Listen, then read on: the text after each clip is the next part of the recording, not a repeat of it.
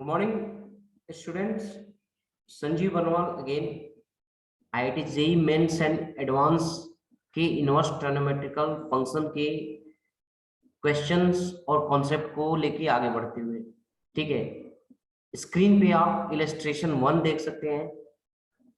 Find the domain of definition of the function fx is equal to 3√3 cos inverse 4x minus pi. यहाँ पे हमें इस function fx जो कि √3 cos inverse 4x minus पाई का domain पता करना है। क्योंकि अगर हम इसके सॉल्यूशन पे जाएं तो हम यहाँ पे देख रहे हैं कि क्या है, यहाँ पे रूट है और रूट के अंदर कुछ भी होता है तो ये पूरा तभी डिफाइंड होगा जब रूट के अंदर वाला पोर्शन क्या होगा, ग्रेटर देन 0 होगा और इक्वल टू 0 होगा। यहाँ पे समझने वाली बात है। इसका मतलब कि हमारे पास जो fx है वो है √3 cos inverse 4x minus pi, ये ग्रेटर देन और इक्वल टू 0 होना चाहिए। अगर 3 cos inverse 4x minus pi greater than और इक्वल टू 0 है, इसका मतलब 4x must be greater than और equal to cos pi by 3। तो सॉल्व करेंगे, हम लिखेंगे 3 cos inverse 4x minus pi greater than और इक्वल टू 0 और 3 cos inverse 4x is greater than और इक्वल टू पाई और cos inverse 4x is greater than और इक्वल टू पाई बाई 3 और 4x इज ग्रेटर देन और equal to cos pi by 3, जो कि यहाँ पे लिखा हुआ है। अब यहाँ पे ध्यान देंगे तो cos पाई बाई 3 की वैल्यू 1/2 होती है। इस इनइक्वालिटी को सॉल्व करेंगे, x ग्रेटर देन और इक्वल टू 1/8 आता है। और हमें ये भी पता है कि जो 4x होगा उसकी वैल्यू, क्योंकि cos इनवर्स 4x को भी हमें यहाँ पे डिफाइन करना है, तो हमें पता है कि जो इसका डोमेन होगा, अब डोमेन तो x के फॉर्म में होगा, तो डोमेन क्या होगा, 4x ग्रेटर देन और इक्वल टू -1 और स्मॉलर देन और इक्वल टू प्लस होगा। और यहाँ से जो है x ग्रेटर देन और इक्वल टू -1/4 और x is great smaller than और इक्वल टू 1/4।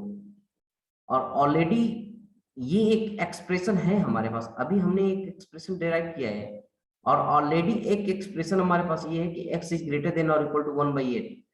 तो इन दोनों, इसको इक्वेशन 1 मान लीजिए, इसको इक्वेशन 2 मान लीजिए, दोनों इक्वेशनों को ध्यान से देखने के बाद हम अपने इस नतीजे पे पहुंचते हैं कि x की वैल्यू चूंकि ग्रेटर देन और इक्वल टू 1/8 है और x की वैल्यू स्मॉलर देन और इक्वल टू 1/4 है, यानी कि जो x की वैल्यू होगी, और यहाँ पे भी हमें समझने वाली बात है कि x इज ग्रेटर देन और इक्वल टू -1/4 है, तो हमें x की वैल्यू तो ग्रेटर देन 1/8 चाहिए ही चाहिए यहां से, इस इक्वेशन से।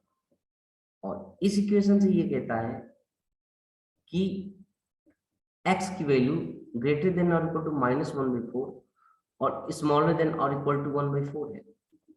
अब हम अगर ध्यान से देखें तो 1/8 से जो ज्यादा, जो बड़ा होगा और इक्वल टू होगा, क्योंकि इससे बड़ा ही चाहिए। अब यहाँ पे जो लिखा हुआ है ये चीजें क्या है, यहाँ पे अगर आप ध्यान देंगे तो ये चीज गलत है, ये गलत है इंटरवल, क्योंकि अगर x की वैल्यू ग्रेटर देन और इक्वल टू 1/8 है, ठीक है, 1/8 और 1/4 में कौन सा बड़ा है, बड़ा हमारे पास 1/4 है, तो यानी इसका जो आंसर होगा 1/8 से लेके 1/4 तक होगा।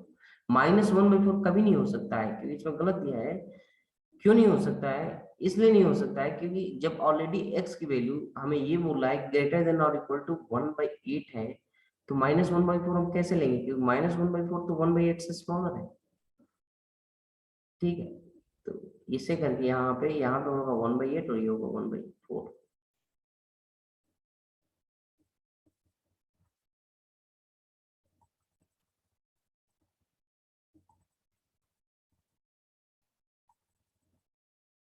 एक और क्वेश्चन देखते हैं, illustration cos inverse x greater than 0 and smaller than 1 and 1 plus sine cos inverse x plus sine square cos inverse x plus sine cube cos inverse x plus dash infinity is equal to 2 है, then the find the value of x.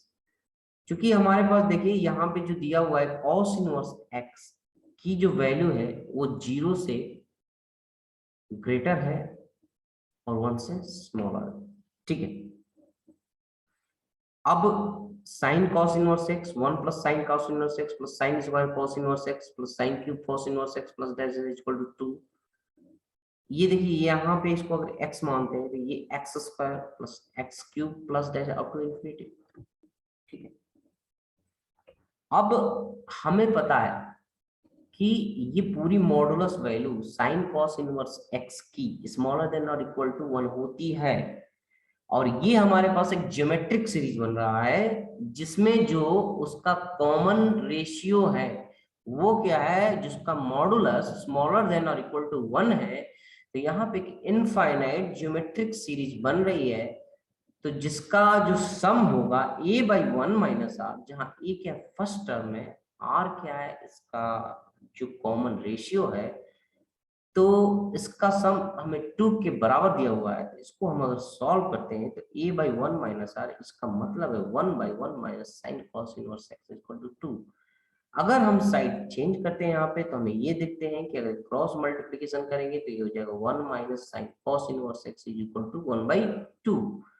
फिर sine change करते हैं तो sine cos inverse x is equal to 1 minus 1 by 2 equal to 1 by 2।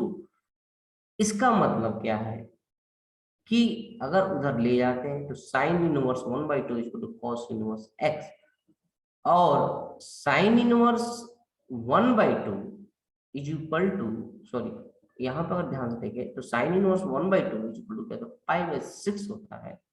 अब आप यहाँ पे क्या है कि प्रिंसिपल वैल्यू को लेके चला है, जनरलाइज वैल्यू में देखेंगे तो 1 बाई 2 और भी वैल्यू हो सकती है, ग्रेटर देन पाई भी हो सकता है, लेकिन हम क्या है यहाँ जितने भी क्वेश्चन सॉल्व करेंगे तो सबको हम प्रिंसिपल वैल्यू लेकर सॉल्व करेंगे। तो यहाँ पे जो होगा वो होगा cos inverse x is equal to pi by 6, और फिर हम क्या करेंगे साइड चेंज करेंगे या इनवर्स को नॉर्मल में लाएंगे तो x is equal to cos pi by 6, और इसका जो आंसर होगा वो होगा √3/2। तो √3/2 इसका क्या होगा, राइट आंसर होगा, ठीक। एक और क्वेश्चन देख सकते हैं, जेई एडवांस में पूछा हुआ है, illustration 3, let f of x is equal to 2 by pi bracket sine inverse bracket x large bracket x plus tan inverse large bracket x plus cot inverse large bracket x, where large bracket x denotes the greatest integer less than or equal to x. If a and b denote the domain and the range of the fx respectively, यानी कि a क्या होगा domain होगा, b क्या होगा fx का range होगा, find the number of integers in a union b। a union b में कितने इंटीजर्स होंगे उसे हमें पता लगाना। अब इस क्वेश्चन को अगर हम देखें ध्यान से, क्या बोल रहा है कि ए यूनियन बी में इंटीजर्स पता करना है। उसके लिए पहले हमें सेट ए चाहिए, क्योंकि जब भी कोई दो सेट का यूनियन हमें पता करना हो तो उन दोनों सेट के बारे में भी तो हमें पता होना चाहिए, तभी तो उसका यूनियन निकलेगा। तो ए यूनियन बी निकालने के लिए हमें पहले ए चाहिए और सेट बी चाहिए, और ऑलरेडी हमारे पास एफ एक्स दिया हुआ है, ध्यान से हमें यह समझने वाली बात है। fx is equal to 2 by pi sin inverse x greatest integer function x plus tan inverse greatest integer function x plus cot inverse greatest integer function x। चूंकि हमें थ्योरम पता है कि जो tan inverse x plus cot inverse x equal to pi by 2 होता है, यहाँ पे tan inverse x greatest integer function x plus cot inverse greatest integer function x pi by 2 होगा, ठीक है। अब यहाँ पे ये हमने पाई बाई 2 तो लिख दिया, लेकिन स्टिल क्या है, हमें ये पता है कि साइन इनवर्स के साथ अगर ब्रैकेट x लगा है लार्जेस्ट इंटीजर ग्रेटेस्ट देन और इक्वल टू x, तो इसकी वैल्यू तो इंटीजर होगी, और साथ साथ वो इंटीजर कैसा होगा जो -1 से लेके +1 में होगा, ठीक है। Greatest integer x greater than और equal to -1 smaller than equal to 1। अब इसके बीच कौन सा इंटीजर होगा, -1 से लेकर 1, -1 भी हो सकता है, ध्यान से समझना बात है, 0 भी हो सकता है और 1 भी हो सकता है। यानी कि जो x होगा, x इज ग्रेटर देन और इक्वल टू -1 और स्मॉल इक्वल टू 2, यानी कि जो सेट ए होगा, ध्यान से समझना पड़ेगा, सेट ए डोमेन -1 से लेके 2 के बीच होगा, ठीक है। दूसरा, यानी कि fx को जब हमने लिखा 2/पाई sine inverse greatest integer function x में π/2 और as tan inverse x plus tan inverse greatest integer function x plus cot inverse greatest integer function x is equal to π/2 हो रहा है हमारे पास for each x belong to set A। तो set B क्या है, रेंज है इसका, यहां पे समझने वाली बात है। सेट B क्या है, रेंज है। अब रेंज का मतलब ये है कि हमें पता है कि साइन इनवर्स जो ग्रेटेस्ट इंटीजर फंक्शन x जो लाई करेगा वो -π/2 से +π/2 लाई करेगा, ठीक है। तो -π/2 से लेकर +π/2 में, तो यानी कि अगर एक बार +π/2 जोड़े एक साइड, दोनों साइड, इसका रेंज क्या हो जाएगा, साइन इनवर्स x का 0 से लेके π/2 कितना हो जाएगा, पाई हो जाएगा, ठीक है। इसका रेंज 0 से लेके पाई। अब 2/पाई से जब आप डिवाइड मल्टीप्लाई करेंगे तो आपका ये आएगा B012 रेंज ऑफ एफ। फिर आप क्या करेंगे, दोनों का A यूनियन B निकालेंगे। अब A यूनियन B भी क्या होगा, इंटीजर्स हमें कितना है, तो -1 से 2 यूनियन 012।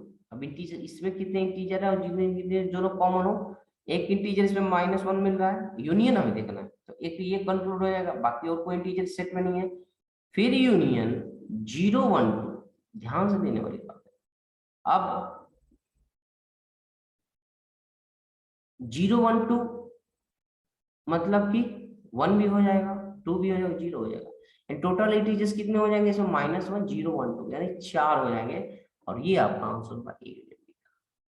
क्वेश्चन बहुत इजी है, लेकिन चूंकि इस क्वेश्चन में हाईलाइट पॉइंट ये है, जो ये आपका एक जो थ्योरम है आपको पता होना चाहिए। दूसरा पॉइंट, जो इसका जो प्रिंसिपल वैल्यू का ये रेंज है वो पता होना चाहिए आपको।